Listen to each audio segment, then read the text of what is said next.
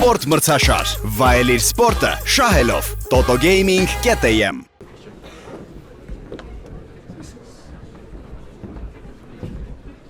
Hi.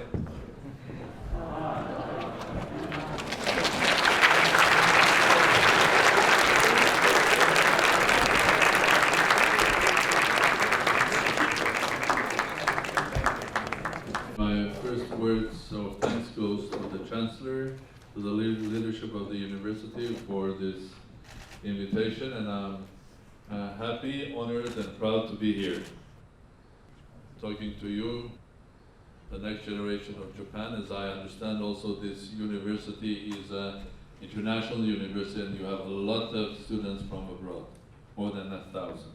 I would like to speak with you about future, because you are the future. You, your generation, you are the future. And a special future, because you are entering life in a time of big changes. And these changes you can describe in different ways. Some people describe these changes as the fourth industrial revolution. Fourth industrial revolution is the one that is happening today, which each of you, when the processes and the scientific discoveries that were made, let's say, 100 years ago by great physicists, mathematicians, are becoming a part of our life. Who has a mobile phone? Put your hands down. Who doesn't have a mobile phone? Everybody has a mobile phone, looks like, yes? You know, when I was young, nobody had a mobile phone.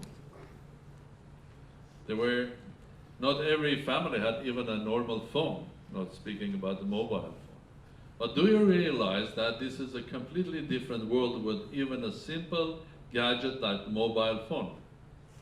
And you take it for granted. That is normal to take your mobile phone, to go into WhatsApp or Facebook and to call someone in Australia or in Argentina, have a chat. But can you imagine? Some 20 years ago, this was not possible at all. And if 40 years ago you would tell someone that you can have a video conference or talking to someone live on your small gadget, they will think this is science fiction.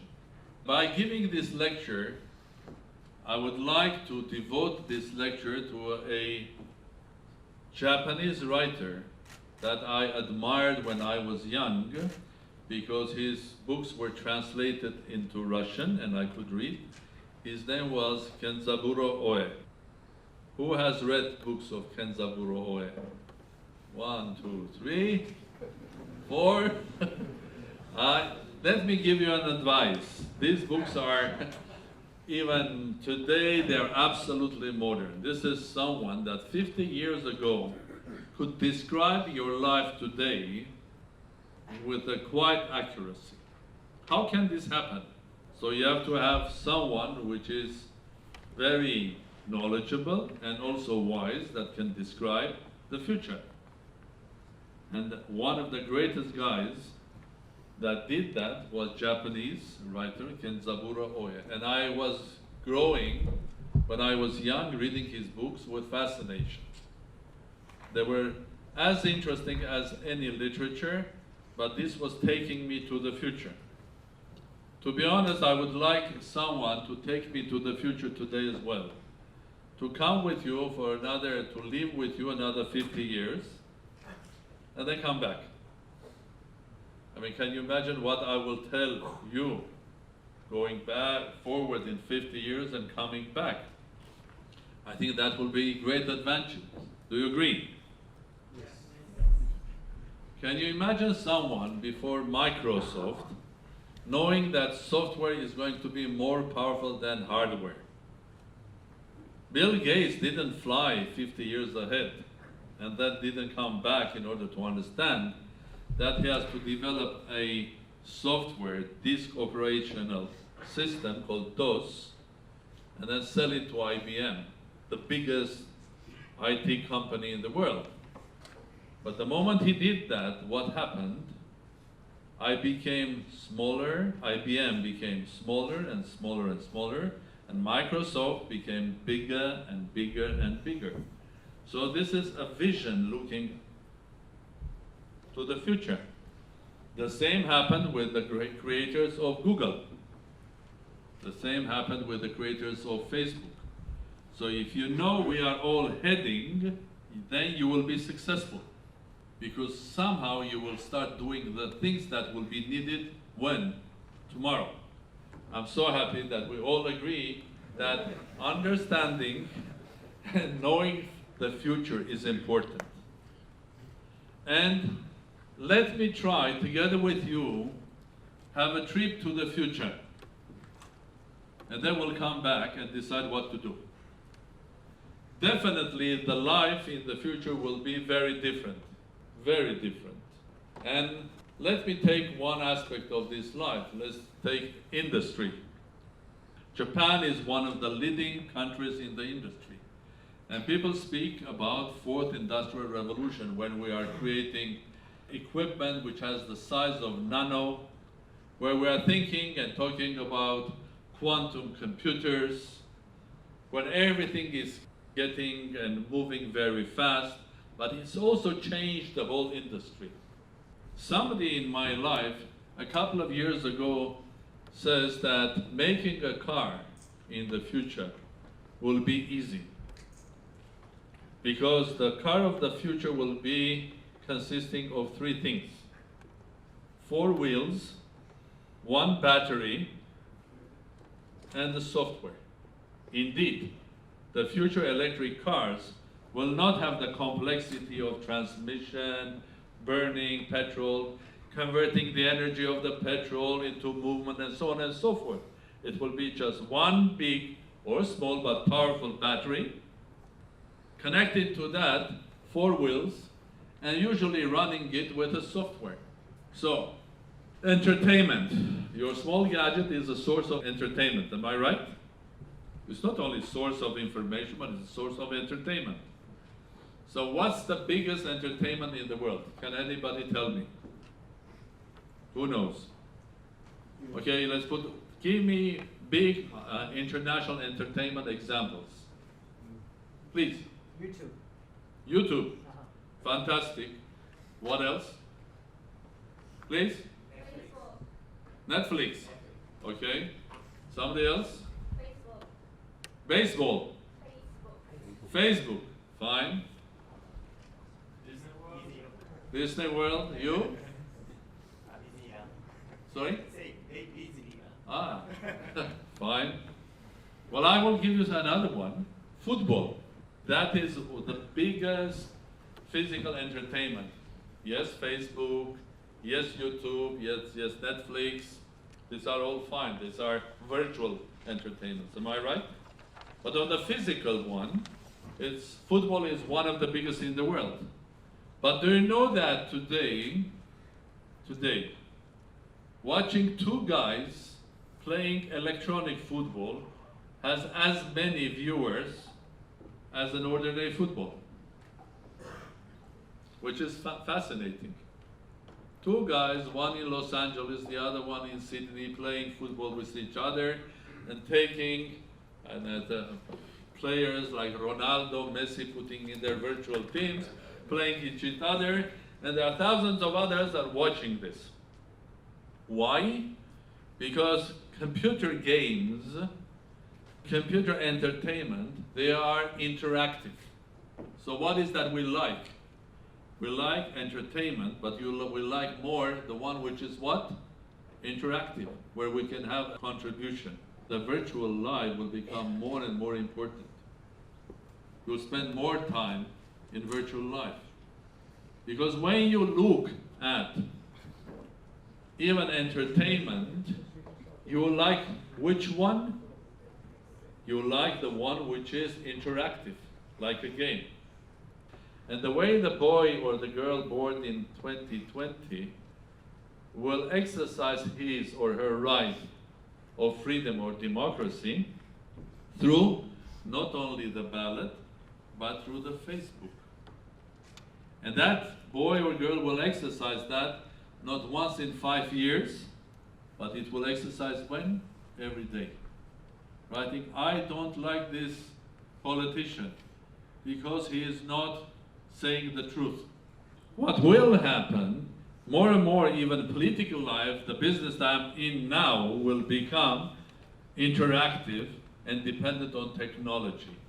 So in order to know, are people approving me or not, I have to look at the Facebook. But that's a complex story because there's a lot of what there? Fake. In order to make it cleaner or make it effective, you will need, again, what? Mathematical modeling, artificial intelligence. Because mathematics in the future and in very near future, when you make a photo or a video of a speech of a person, like politician, artificial intelligence will make a note nearby. He's true, he's not lying. Or he will say, he's lying, be careful. Because mathematical modeling, taking the face of individual people and knowing that person, and by following that person can judge, are you saying the truth or you are lying? Artificial intelligence will follow you every day, every moment. It will provide you with a lot of information. In many cases, analyze the information that you require. So it will change the way the industry is run. It will change the way the cars are made. It will change the way we will use entertainment because it will be interactive. It will change the way we will learn and educate at school, at university. It will change our health. So it will change the world. And each nation will go through huge changes. The big industrial states, like in this country or in America or in Germany, they have to transform themselves. Why? Because no longer you will sell a car, you'll probably sell the know-how of the car that will have the value. So the world will be changing. And our national interests will be different. And through our national interests, the geopolitics will change. Because we will have different interests. Will not be the same. Because what will be becoming more important is not how much gold you have or how much oil you have, but what will become more important, how much brains you have, and how much knowledge you have, and how much knowledge power you have. So how smart you are, how quick you are, how much you are ready to fight for your cause. So individual, human values will become more important. And we have already started that. Look at the new world. This new world is a world of startups. Younger people that have an idea, good education, devotion, hard work, they know what's happening in the world. They have, like Kenzaburo Oye, the ability of looking to the future, so they can design and run a startup that will become the next Google or the next Apple. And I hope one of you or 10 of you or everybody here will be the ones that will be the leaders of the next world. As I started telling you that I would love to be together with you in the future and come back, I'm offering you to start your life journey with a mental journey, virtual journey, going to the future and coming back. The moment you will have the right feeling or the vision where the world will be, you will know where you have to go and what you have to do in order to be very successful. And as we discussed with you, in every piece of activity that you will start, be that in culture, be that in music, be that in business, health, everywhere, you will be going together with big data and its management, mathematical modeling, and artificial intelligence. And don't be afraid of artificial intelligence. I have gone through, and a generation of mine have gone through the same thing 40, 50 years ago, when everybody was afraid of computers. They were saying, computers will come, everybody will lose the job, that people will not have jobs because the accountants will lose their jobs, or simple working will lose their job. But in reality, what happened with computers, hundreds of millions of new jobs were created. So with artificial intelligence, hundreds of millions of new jobs will be created, and you will get them if you are ready. And the last thing about my country, it's a small country, around 3.5 million people living in Armenia. But we are a nation of 21st century because there are 4 or 5 times more Armenians living abroad. Small state, global nation. What do you think? It's an advantage or not in 21st century? Of course it is, because it's a global network. People belong to the same coast, the same nation. Now, it's a very old nation. The capital city of Armenia is called Yerevan. The Yerevan is 2,801 years old. We know exactly when it was born because we have the record of the Armenian king Argishti, that with his order the city was established 2,800 years ago. So it's a very old nation, a nation that has gone through big difficulty in its life, a nation that has suffered. And if you know the history, maybe you will find in the history books or in the Google, Master Google, that we suffered also around 100 years ago a big genocide in the Ottoman Empire. But also you'll find that these are people who are survivors, fighters. People that can lose or fell down and stand up again. That's a quality that you need in the future. Not be afraid of losing. Not be afraid of defeat. Not be afraid of being bankrupt. You're bankrupt once in your business, or bankrupt twice, doesn't matter. In order to make the right decisions, you have to learn and make the wrong ones. Don't be afraid of making wrong decisions. Be afraid of not making any decision. Very important in your life. I think if you don't make any decision, you will get nowhere. Neither good or bad. So make decisions. If they are wrong, life will teach you, and you will become smarter because you have made already 5 wrong decisions on the same subject. The 6th one will be the right one. So don't be afraid. And I'm representing a nation, a small one, hard work, very hard life, but we were also a nation with big history, and Armenians were traders between East and West. You go back thousands of years, and you can find Armenians not only in Japan, but you can find them in Singapore. They have founded the most famous and the first hotels in Singapore. You find them in Calcutta, in Bombay, in Persia 2,000 years ago. You go back in 2,000 years ago in Jerusalem, or in Bukhara and Samarkand, Uzbekistan. Armenians were always traders, and they are worldwide. So it's a small nation, but today in 21st century, it also has a chance. And I would say to you as well, I feel myself as a president of a new startup. Startup nation, a nation that is starting in 21st century, a nation that has the chance of becoming successful. That every startup, boys and girls starting something, they believe that they will be successful. I believe that my country will be successful. And the historic examples are there.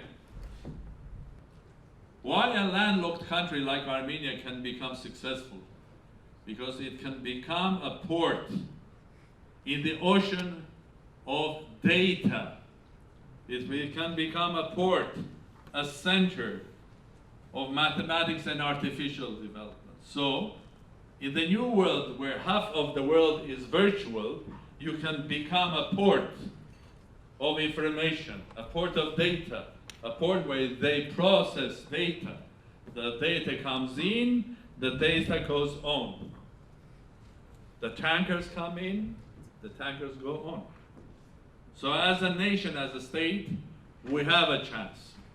We have a chance if we work hard, if we have the right vision, if we have discipline, because in the ocean of data, small Armenia can become successful. And it all starts with a vision for the future.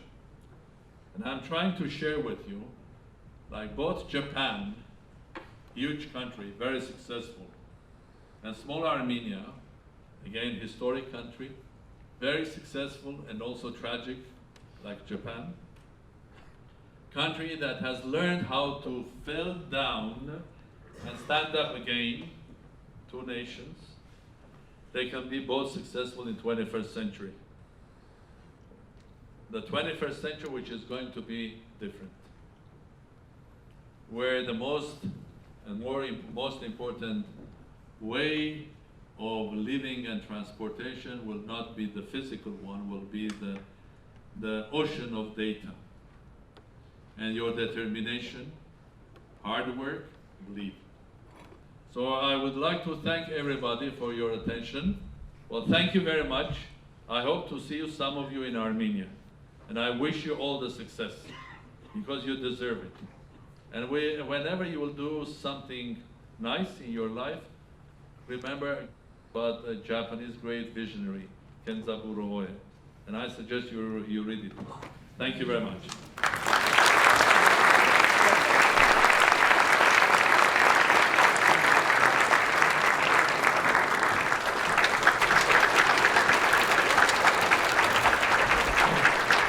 Thank you very much. Thank you very much.